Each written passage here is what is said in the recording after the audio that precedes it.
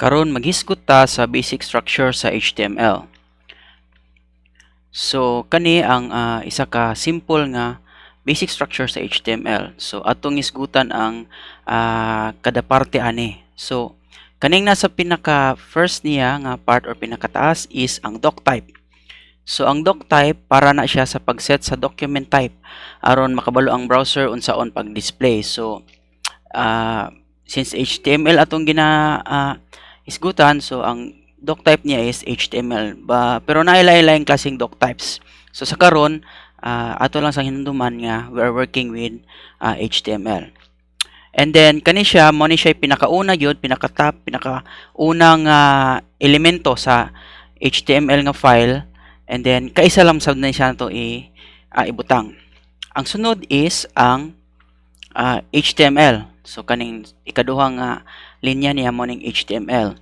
So diha tanan nakasulod ang majority sa mga content nimo og information about sa imong HTML page. So sunod niya, sulod ana niya is ay head nga element. So kaning head elements para ni siya sa lahi nga settings sa imong web page. For example, kanang title or uban nga gusto nimong i-include, for example, scripts, styles, meta information o daghan pa ni siya nga pwede nimong ibutang within sa head.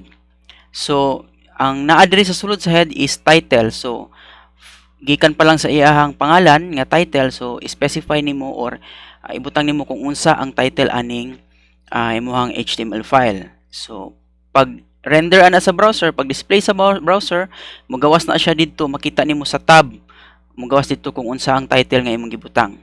Sunod ang body. So kaning after sa sunod sa head is kaning body nga element. So sa body, daghan pug kag pwede ibutang diha. Mao ni mismo ang nag-specify sa unsay makita dito sa imong web page, sa HTML page nimo. So for example, there is atong example na atay H1 which means header, and then P which means paragraph. So karon ayo lang sa kayo kakuan kung wala pa mo ninyo masabtan ang mga parts ani niya, but later on ato na siyang i-discuss.